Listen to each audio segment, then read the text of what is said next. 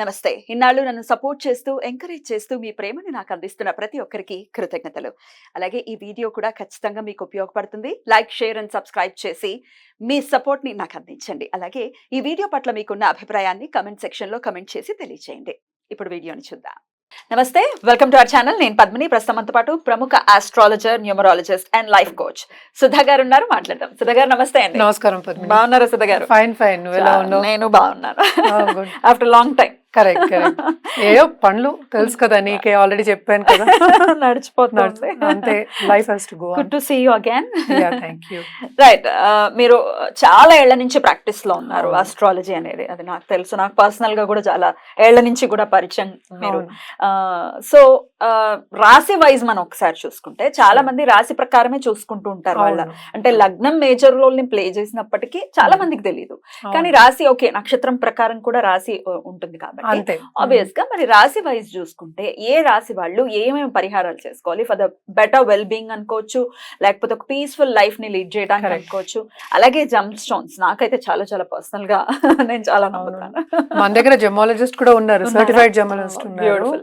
అయితే మరి ఆ జమ్స్ కి గురించి కూడా మీరు వివరంగా ఒకసారి చెప్పండి తప్పక. సుధా గారు. Yeah. మరి రాశి వైజ్ మాట్లాడుకుందాం. తప్పక రాశి వయసు వెళ్దాం, ఎందుకంటే వాళ్ళకి కూడా అర్థం అవుతుంది, Sure. ప్రేక్షకులకు అర్థం అవ్వాలి కదా. తప్పకుండా. సో వాళ్ళ నక్షత్రాలు తెలుస్తాయి కదా. హా. సో దాన్ని బట్టి కాకుండా మనం డిఫరెంట్ గా చూస్తాము, బట్ మాట్లాడుకోవడం ఎందుకంటే 12 రాసులే కనుక Correct. దాని గురించి మాట్లాడుకోవాలి. రాశుల వారీగా ఏ రాశి వాళ్ళు ఎలా ఉంటారు, ఏ జమ్ స్టోన్స్ వేసుకోవాలి, అలాగే ఎట్లాంటి రెమెడీస్ ని ఫాలో చేయాలి అనేది చాలా బ్యూటిఫుల్ గా ఎక్స్ప్లెయిన్ చేస్తున్నారు. ధనస్సు రాశి నేను విన్నది ఏంటంటే చాలా ఓపికతో ఉండేటటువంటి రాశి ఏదైనా ఉందంటే ధనస్సు రాశి. మహానక్షత్రాలు ఉన్నాయి అందులో. ఉన్నాయి. సహజ చాలా. నవమ స్థానంలో ఉండేటటువంటి రాశి ధనుసు రాశి. ధనుసు రాశి చెప్పండి ధనుసు రాశి గురించి ఒక్కసారి మీ ద్వారా, అలాగే ఎట్లాంటి రెమెడీస్ చేసుకోవచ్చు ఇవి కూడా. Very simple. ఏంటంటే very extremely knowledgeable people and sensitive people అని చెప్పాలి వీళ్ళు. అట్ ద సేమ్ టైం ఫ్రెండ్లీగా కూడా ఉంటారు. సౌమ్యం అని చెప్పారు ఇందాక ఒక రాశి, అలా సౌమ్యవంతులు చాలా అని చెప్పాలి. అండ్ నాలెడ్జ్ థర్స్ట్ అనేది వీళ్ళకి ఎక్కువ ఉంటుంది. నేర్చుకోవాలి నేర్చుకోవాలి ఉంటుంది ఎక్కువ.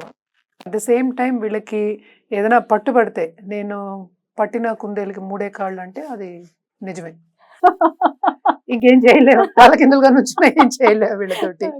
సో అలా ఉంటుంది.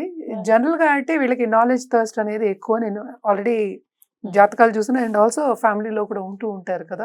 సో వీళ్ళకి చాలా ఉంటుంది. అండ్ ఆల్సో ఉన్నత స్థానానికి వెళ్ళే ఎక్కువ అంటే ఎఫర్ట్ పెడతారు వీళ్ళు. అంత బుద్ధి బలము ఉంటుంది అండ్ ఫిజికల్ స్ట్రెంగ్త్ ఉంటుంది, రెండు ఉంటాయి వీళ్ళకి.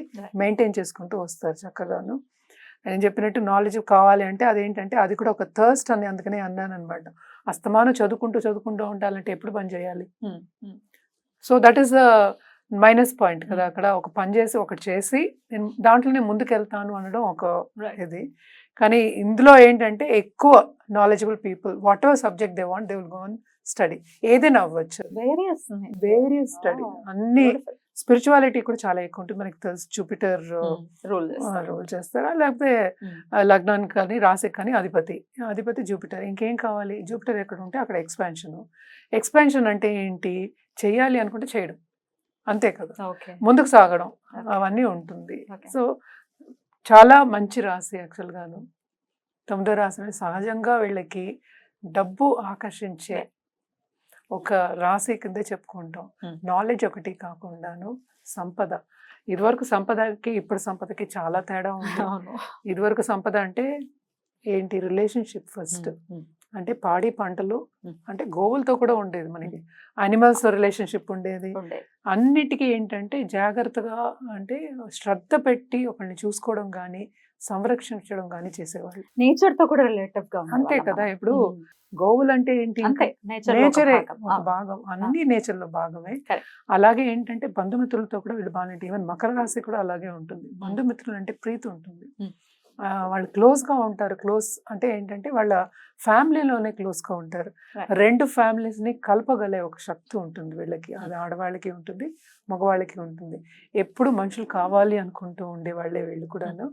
చాలా మంచి రాశి. అండ్ ఆల్సో జూపిటర్ రూల్ అవుతోంది కనుక వీళ్ళకి అన్ని బ్లెస్సింగ్స్ ఉన్నాయి. అంటే గురు బ్లెస్సింగ్స్ ఉంటే ఇంకేం కావాలి? మనం తల్లిని కూడా గురువు అనే తీసుకుంటాం. మన మొదటి గురువు తల్లి, తండ్రి గురువే, తర్వాత గురువు, తర్వాతే దేవుళ్ళు. అన్ని బ్లెస్సింగ్స్ ఉంటాయి వీళ్ళకి, ఇంకేం కావాలి? అన్నీ ఉంటాయి. కానీ ఇక్కడ ఏంటంటే మనం చేయగలగాలి. Hmm. అది కూడా వీళ్ళకి ఓపిక ఉంటుంది. Hmm. అంటే సెన్సిటివ్ పీపుల్ చెప్పాగా, Hmm. వాళ్ళు చెప్పింది చెయ్యాలి, ముందుకు సాగాలి అనుకునే ఒక ఇది. బోల్డ్ అంత ఓపికనైతే అబ్జర్వ్ చేయొచ్చు వీళ్ళలో. చాలా బోల్డ్ అంతా. సెన్సిటివ్ అంతే. అంటే యువతల వాళ్ళు మనం అనకూడదు అన్నప్పుడు తప్పక చేస్తారు. అందుకే ఓ అంటే అంతే tricky కదా, గా ఉందే. అదే లంకీ ఉంటుంది కదా మరి దానికి. సో అదొకటి కాకుండా ఏంటంటే వీళ్ళకి చదువు అంటే ప్రీతి అన్నాను కదా, వాళ్ళు సడన్ గా వేరే సబ్జెక్ట్ మీదకి మళ్ళీపోతుంది అనమాట. Okay. అటు స్పిరిచువాలిటీ ఉంటుంది, అటు మనకి వరల్డ్లీ థింగ్స్ కూడా ఉంటూ ఉంటాయి. Right. అంటే సేకరించడం అనేది వీళ్ళకి ఎక్కువ. Hmm. ఏదైనా కాపాడుకోవాలి, సేకరించాలి, ఉంచుకోవాలి అని, Right. సంరక్షించుకోవాలి. అందుకే చెప్తాను అది ఉంచుకోవాలి అని, సేవింగ్ మెంటాలిటీ Right. అనేది ఉంటుంది. కానీ మాకు ఈ క్వాలిటీస్ లేవండి అని ఒకవేళ ఎవరైనా కాంట్రడిక్ట్ చేస్తూ ఒకవేళ అనుకుంటే గనుక ఎందువలన ఈ క్వాలిటీస్ ఒకవేళ మిస్ అవ్వచ్చు? మిస్ అవ్వడం అనేది ఉండదు. Hmm. బట్ మనం మాట్లాడుకునేది రాశి వారిగా. Hmm. ఇంకా మనకి 12 భావాలు ఉన్నాయి. ఉన్నాయి, సో మిగతావన్నీ మరి ఏమయ్యాయి మరి చూసుకోవాలి. మరి అంతే కదా. Right.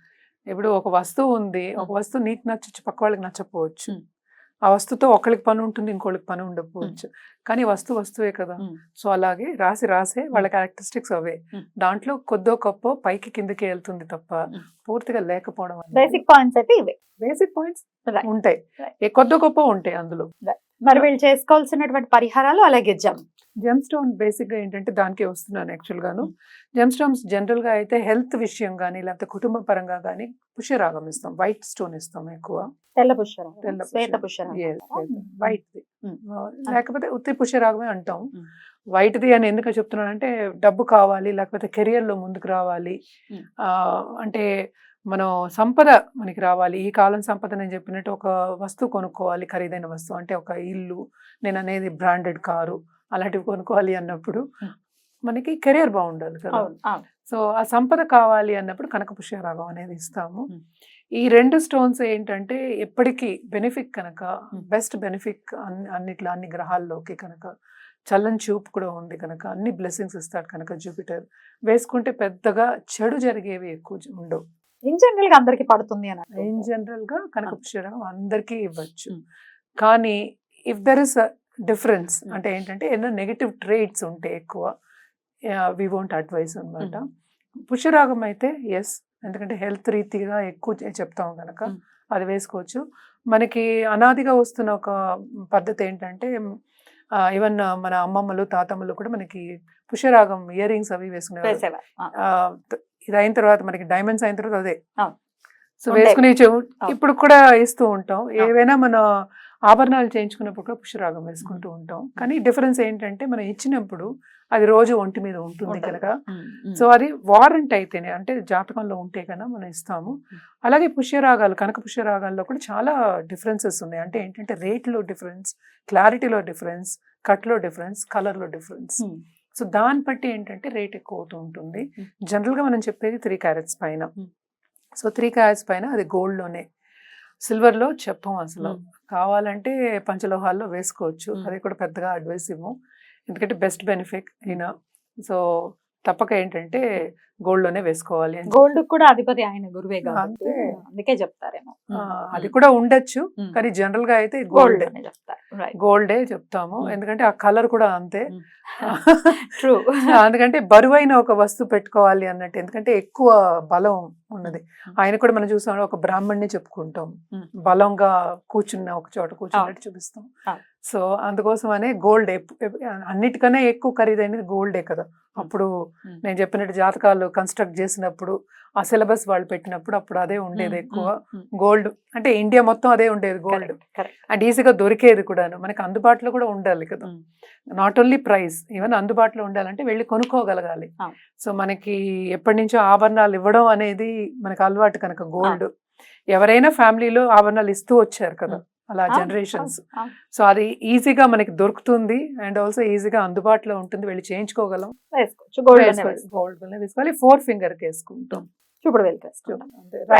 రైట్ హ్యాండ్ ఎక్కువ, కొంతమందికి లెఫ్ట్ హ్యాండ్ కూడా చెప్తాం అన్నమాట. రెమెడీస్ అయితే ఏం చెప్తారు? తప్పక శివుడికి చేయమంటాం, హనుమంతుడికి, శివుడికి, అలాగే గురు జపం చేసుకోవడం అనేది మంచిది. ఎవరికైనా అనారోగ్యం అలాంటివి ఏమైనా ఉంటే తప్ప మహామృత్యుంజయం చెప్తాం, మృత్యుంజయ హోమం కూడా చెప్తాం. అలాగే ఏంటంటే ఇప్పుడు పిల్లలు పుట్టాలి ఇప్పుడు చాలా మందికి మనకి తెలుసు కదా, ఇదివరకు లాగా గా చాలా తక్కువ. ఆ. ఎందుకంటే క్షణాల్లో పనులు అయిపోవాలి అనేవాళ్ళు ఎక్కువ మంది ఉన్నారు.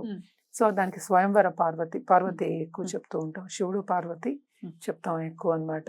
తప్పక ఇవన్నీ చేయొచ్చు. అలాగే నవగ్రహాలకి ఎప్పటికైనా సరే చిన్న పరిహారం అంటే షార్ట్ కట్ అంటే నవగ్రహాలకి థర్స్డే వెళ్ళి శుభ్రంగా ప్రదక్షిణ చేసుకుని దండాలు పెట్టుకుని కోరిక కోరుకుని రావచ్చు. అదొకటి. ఇంకోటి గురువుకి, ఎవరైనా గురువే, కృష్ణుడు జగద్గురు, ఏ రూపమైనా సరే, సాయిబాబా కానీ దక్షిణామూర్తి కానీ దత్తాత్రేయ స్వామి, ఎవరిని మీరు నమ్ముతున్నారో వాళ్ళకి చేసుకుని రావచ్చు తప్పకుండా. చాలా బ్యూటిఫుల్ గా ఎక్స్ప్లెయిన్ చేశారు. Thank you so very much. ఇక నెక్స్ట్ ఎపిసోడ్ లో మకర రాశి గురించి మాట్లాడుకుందాం. నమస్తే అండి.